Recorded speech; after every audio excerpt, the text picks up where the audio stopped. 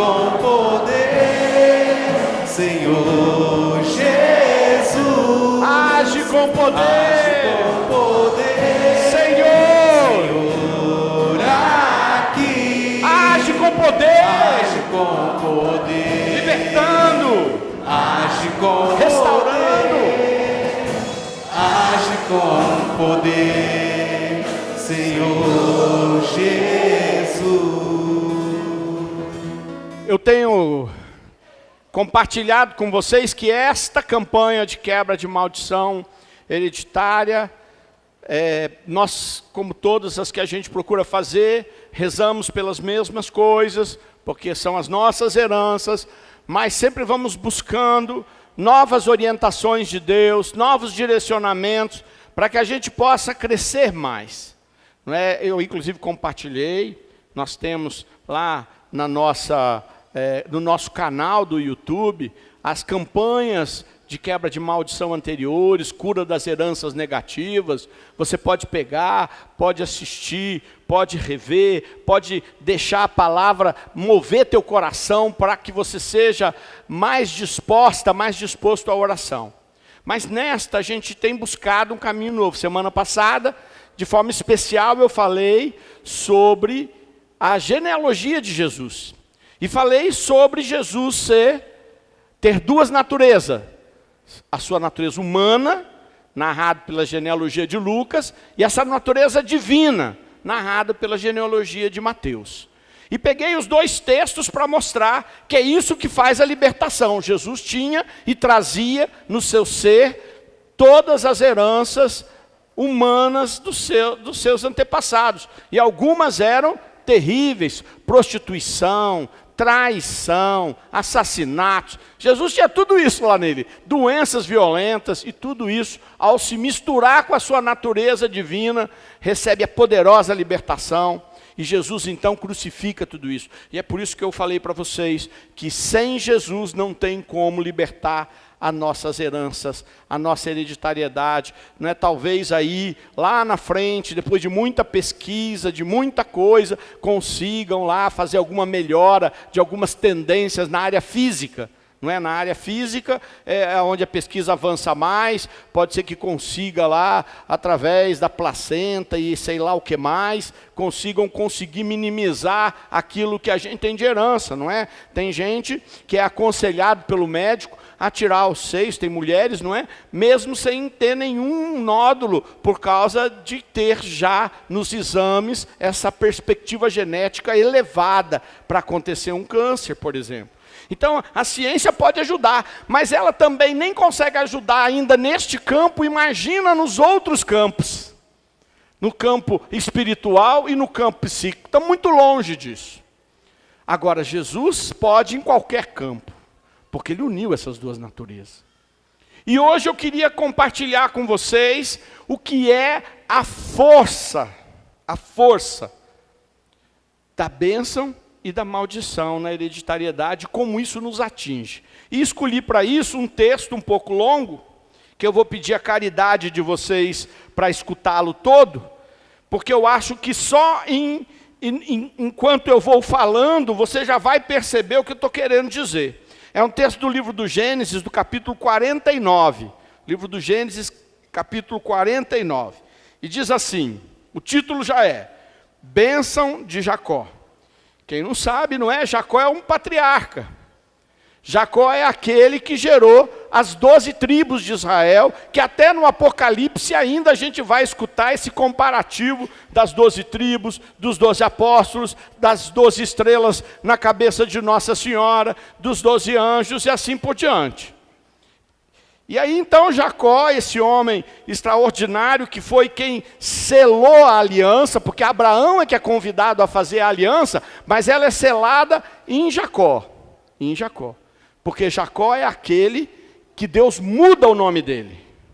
Claro, Abraão virou Abraão, depois que ele se torna pai de Isaac. Depois que ele assume a promessa de Deus de constituir uma grande nação. Depois que ele reconhece que ele tinha sido chamado por Deus. Deus muda o nome dele.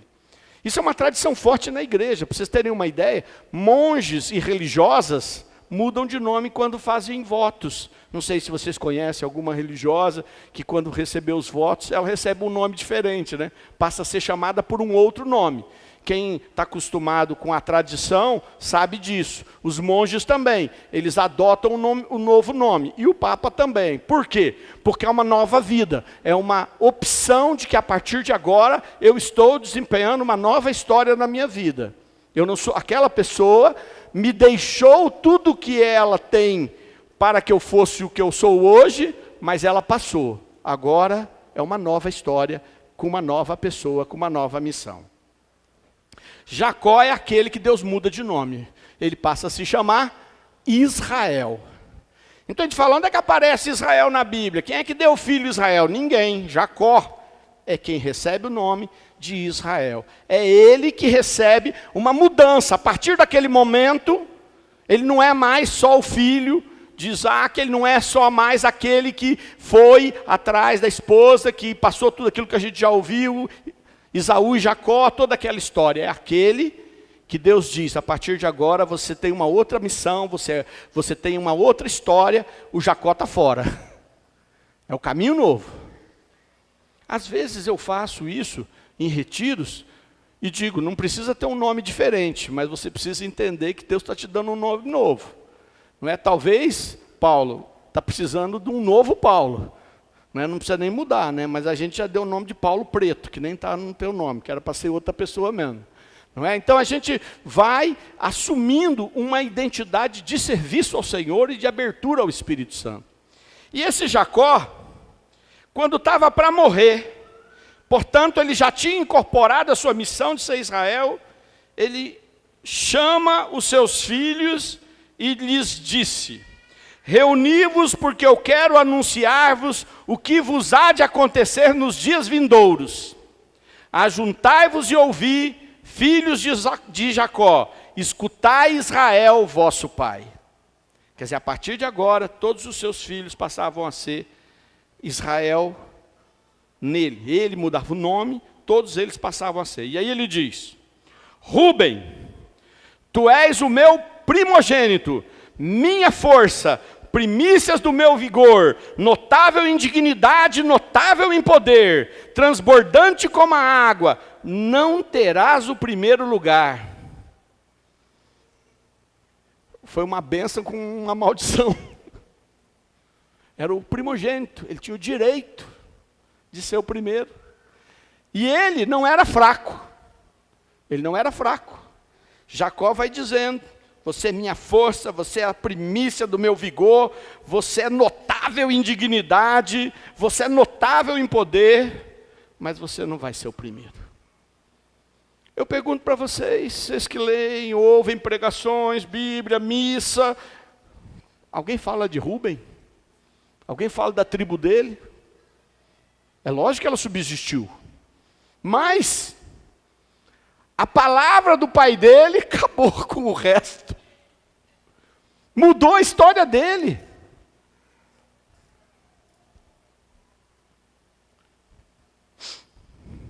Simeão e Levi são irmãos. Suas espadas são instrumentos de violência. Minha alma não participe em suas maquinações. Meu coração jamais se associe às suas reuniões, porque em sua cólera mataram homens e em seu furor enervaram touros. Maldita a cólera que os levou à violência, maldito o furor que os induziu à crueldade. Hei de dispersá-los em Jacó, hei de espalhá-los em Israel. Ele diz, meus filhos, Levi e os levitas vão se tornar os que servem o altar, são os que não têm direito à terra. Quando Moisés sai lá do Egito, os levitas não têm terra, eles vão ter que viver do dízimo dos outros irmãos, vão estar sempre dependendo. E ele diz, vocês não são os violentos? Vocês dois irmãos não gostam de trocar espada? Pois eu vou lhes dar uma maldição, vocês vão se dispersar, vocês vão viver de cólera. E se você olhar a Bíblia, você vai ver que é exatamente o filho dessas duas tribos, os que se enfiaram mais em guerra, os que se enfiaram mais em confusão, os que mais mataram gente. Pois é. Depois vai dizer que não tem nada a ver, né? Aí diz: Judá, teus irmãos te louvarão, pegarás pela nuca os inimigos, os filhos de teu pai se prostrarão em tua presença. Filhote de leão, Judá, voltas trazendo a caça, meu filho, dobra-se, deita-se como um leão, como uma leoa. Quem o despertará? Não se apartará o cetro de Judá, nem o bastão de comando dentre seus pés, até que venha aquele a quem pertence o direito e a quem devem obediência os povos. Ali em Jacó ele já disse: olha, Judá, de você vai nascer os reis. E vocês já ouviram falar de Davi? Já ouviram falar de Davi ou não? E o Davi era rei ou não era? Era um rei famoso ou não era? Já ouviram falar de Salomão? Salomão era um rei famoso ou não era? Pois é, todos eles eram de Judá. Todos eles eram filhos de Judá, netos, bisnetos, tetranetos, sei lá que gerações, sempre com o trono. Até que nasce aquele que é o rei dos reis, senhor dos senhores, o próprio Filho de Deus, e ele nasce filho de Davi, da casa de Judá. Está aqui, ó, em Gênesis. Eu não estou lendo um livro do Novo Testamento. Eu não estou lendo um livro que foi escrito depois que Jesus já tinha nascido. Eu não estou lendo aqui um livro que aconteceu no final da história de Israel. Eu estou lendo um livro aqui do início da história, supostamente um livro escrito por Moisés. Há no mínimo, 1.500 anos antes de Jesus. E esse Jacó aqui vai dizer, ó, é daqui que vai sair. E aí eu pergunto para você, quanto da tua vida, quanto da minha vida, quanto da vida de cada um de nós não está sendo delineada pela promessa ou pela bênção? Veja bem, eu estou lendo as bênçãos, mas algumas dessas coisas são umas bênçãos ruins, né? A bênção de que você é o meu primogênito, tem vigor, mas não vai sobrar nada para você. Vocês dois, meus filhos, são muito fortes, guerreiros, mas porque vocês mataram muita gente, vocês vão viver sempre fugindo. Vocês acham bom? Então a maldição é uma coisa que marca a vida da gente. E, infelizmente, uma mãe sofrida, às vezes amaldiçoa toda a sua descendência. Um pai violento, às vezes amaldiçoa todos os seus filhos. Às vezes os filhos que ele teve em outro casamento, e vai amaldiçoando. Está aqui, ó. Olha o estrago que faz. Aí vão dizer para mim, não, que Deus é esse que vai fazer o mal na gente por culpa dos nossos antepassados? Não, eu vou dizer, este é o Deus que é capaz de libertar você, eu e cada um de nós das maldições que vieram na nossa vida. Ele não é um Deus que nos pune, Ele é um Deus que nos liberta. É o contrário. Aqueles que ficam imaginando, então se eu considerar que tudo que acontece comigo é Deus que está deixando, então eu sou um fatalista. Eu sou aquele que acha que todo mundo tem destino e não pode mudar o destino. E se eu não posso mudar o meu destino, não vou perder meu tempo. Eu vou ter que cometer os mesmos pecados. Se eu não posso mudar a minha história, eu vou estar sempre refém daquilo que já está escrito. Gente, Deus me livre. Por que a igreja fala para a gente não seguir horóscopo? Porque o horóscopo diz que a tua vida já está escrita lá nas estrelas, e aí você vai ouvir, porque tudo que vai acontecer já está escrito na sua vida. E aí uma parte acontece porque você é bobo, fica seguindo. É isso.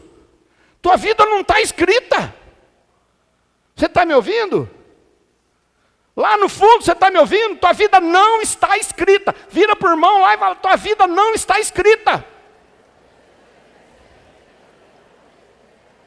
Agora, tua vida, ela tem situações que estão escritas em você, que tendem a te arrastar para coisas boas, para coisas não tão boas. Estão conseguindo entender isso? Ora, se está escrito aqui, na minha genética, que eu posso ter uma determinada doença, e eu me cuidar, é provável que eu tenha uma grande chance de escapar. Não é porque está escrito que vai acontecer. Se está escrito aí na tua genética, que vão haver crises financeiras, porque você já recebeu lá uma maldição financeira, e porque a tua história tem maldição financeira, não significa que isso vai acontecer. Significa que isso tem possibilidade de acontecer. Mas você pode mudar com as tuas ações, mas principalmente deixando Jesus te libertar. Agora, se você não acha que Jesus precisa te libertar, então você está à mercê do acaso. Você está à mercê dos outros. Você está à mercê dos que te conduzem. E muitas vezes de anjos perversos que estão doidinhos para ver você se ferrar. Essa é a verdade. Diz mais. Olha só. Depois que ele elogia um monte de Judá, né? Quer dizer, depois que ele elogia um monte de Judá, ele fala: Zabulon habita à beira do mar no litoral, onde aportam os navios, e seu flanco se estende por Sidom. É uma bênção. Zabulon se afasta das tribos e vai se tornar uma nação à beira-mar. Uma nação poderosa com os barcos. Ele não acaba não vivendo entre as tribos ali de Israel e vai viver separado. Mas abençoado. Abençoado. E eu digo, as palavras de Jacó foram delineando a vida dos seus. E aí eu quero puxar a tua orelha também. Quero puxar a tua orelha. Se quem estiver do teu lado for da tua família, ou for muito amigo, pode puxar. Senão, não vai puxar do estranho, da estranha. Senão, pode puxar a orelha. Fala. Cuidado com o que você proclama para os teus filhos, e para as tuas filhas, e para os teus descendentes. Cuida dessa tua língua, meu Deus do céu. E não só da língua, porque às vezes você não fala, mas deseja. Às vezes você não fala, mas teus olhos engolem. Claro que falar é pior. Agir é pior ainda. Mas de preferência nada disso. Se dobra diante de Deus, fala: tira esse sentimento, tira esse meu ímpeto para maldizer, porque depois eu delineio a vida dos meus filhos, eles vão ter que quebrar a maldição lá adiante. Se eu já podia ter feito isso agora, se você já está na tua mão a libertação.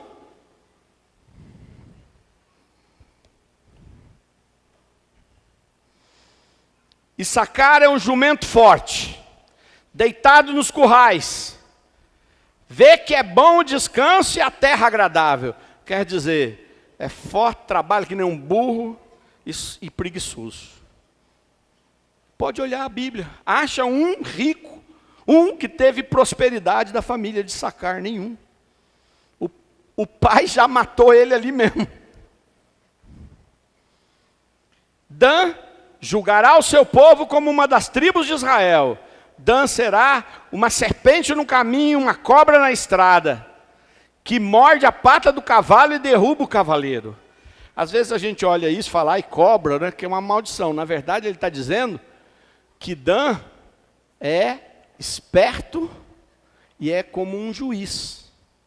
Ele diz: você vai julgar e nem os grandões vão pisar em você não. Só que a palavra, como a gente já tem um receio de cobra danado, né? A gente acaba achando que ele está recebendo uma maldição. Não recebeu uma maldição, recebeu uma bênção. E ele diz ainda: espero em vosso socorro, Senhor. Gade será saqueado por quadrilhas de assaltantes, mas também os assaltará e perseguirá. Quer dizer, ele já disse para o filho dele que ia ser um bandido. Quer viver como um bandido. Alguns da sua família iam ser saqueados e outros iam ser saqueador. Asser tem um pão saboroso, que constitui as delícias do rei. Neftali é uma gazela solta que tem lindos filhotes. José é broto de uma árvore fértil, junto à nascente. Seus ramos crescem acima dos muros. Benjamim é um lobo voraz, de manhã devora a presa e à tarde reparte o despojo. Palavra do Senhor. Eu poderia pegar cada um deles, porque são 12, e detalhá-los para vocês. E vocês vão ver que ele não amaldiçoou todos, só abençoou Judá, não. Ele abençoou Dan, ele abençoou Benjamim, que disse que sabe cuidar, que sabe caçar, que sabe produzir e sabe repartir, porque reparte os despojos. Ele abençoou José, e José vai salvar todos eles depois, a gente já conhece a história. Então a gente vai descobrindo que muito do que vai acontecendo com eles, com exceção daqueles que vão deixando depois Jesus mudar, foram proclamados pelo pai deles no dia que estava para morrer e os abençoou. Entre aspas, porque nem todos acabaram abençoados. Todos seguiram a vida. De todos eles você encontra alguém, algum herdeiro que fez alguma coisa boa. Mas você encontra a grande maioria debaixo do peso destas palavras. Sinceramente, talvez eu tenha memória de alguma coisa do meu pai ou do meu avô, muito pouco. Mas nós não temos a memória dos nossos antepassados e do que eles disseram quando decidiram vir para o Brasil, quando decidiram sair do país deles, o que disse a mãe. Nós não sabemos também o que disse o pai deles para eles. Nós não sabemos. Se ficou feliz, ou se lascou-lhe uma maldição de insucesso. Ou então o pai da mãe que de repente fugiu para viajar junto com o marido para vir para cá, porque na verdade os pais dela não iam deixar. Nós não sabemos, alguns de vocês talvez saibam. Alguns de vocês talvez tenham um conhecimento maior da história passada. Mas uma coisa é certa, mesmo com conhecimento maior, há um ponto onde desconhecemos.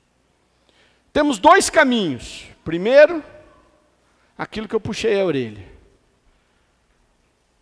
Que não aconteçam daqui para frente desgraças por nossa causa. Segundo, nós temos uma arma poderosa nas nossas mãos, que é a natureza de Jesus pelo poder do Espírito Santo. Jesus que nós aceitamos como Salvador para mudar a nossa sorte, para mudar aquilo que mandaram na nossa vida, aquilo que decidiram por nós e que às vezes está dentro de nós, às vezes nos conduz e nós não sabemos por quê. É engraçado, quero encerrar.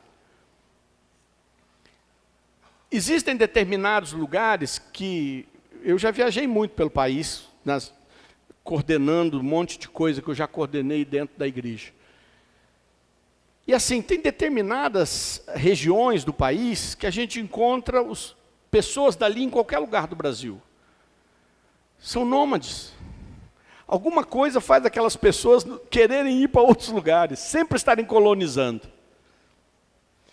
Algumas regiões do Rio Grande do Sul são assim. Se você entrar aí pelo Mato Grosso, Rondônia, você vai achar gaúcho em cada lugar. Cearense também, tem algumas cidades do Ceará que você encontra. Da onde você é? Eu sou do Ceará. Da onde é? Eu sou de lá, de tal lugar. Há pessoas que podem estar à míngua e não conseguem dar um braço para tentar uma coisa nova. E quando você vai olhar, você vai encontrar da onde são. Acreditem ou não, mas se vocês pesquisarem, vão ver. Se estudarem um pouco, vão perceber. Quanto nós reagimos e agimos diante de heranças que recebemos e não tínhamos nos apercebido que era isso que nos movia. O descontentamento e outras coisas mais. Deus não nos quer vítimas. Deus enviou o seu Filho único, com Ele, para nos libertar e para nos tirar desta situação que nos vitimiza e que às vezes está escrito no nosso DNA, na nossa natureza mais profunda. Eu quero essa libertação. Eu quero que as coisas boas que eu herdei fiquem comigo, mas que aquelas que me conduzem para onde não será bom, que Deus as quebre e liberte. E para que Ele faça isso, eu peço, me mostra. Porque como é que Deus vai te libertar se você não enxerga? Hã? Faz o sinal da cruz no seu olho e fala, que eu veja, Senhor. Que você veja. Porque não há como se libertar, não há como colocar isso nas mãos de Jesus se você não enxergar. Por isso que as campanhas de quebra de maldição são tão frutuosas para aqueles que gastarem um pouquinho do seu tempo na busca dessa libertação. Louvado seja nosso Senhor Jesus Cristo.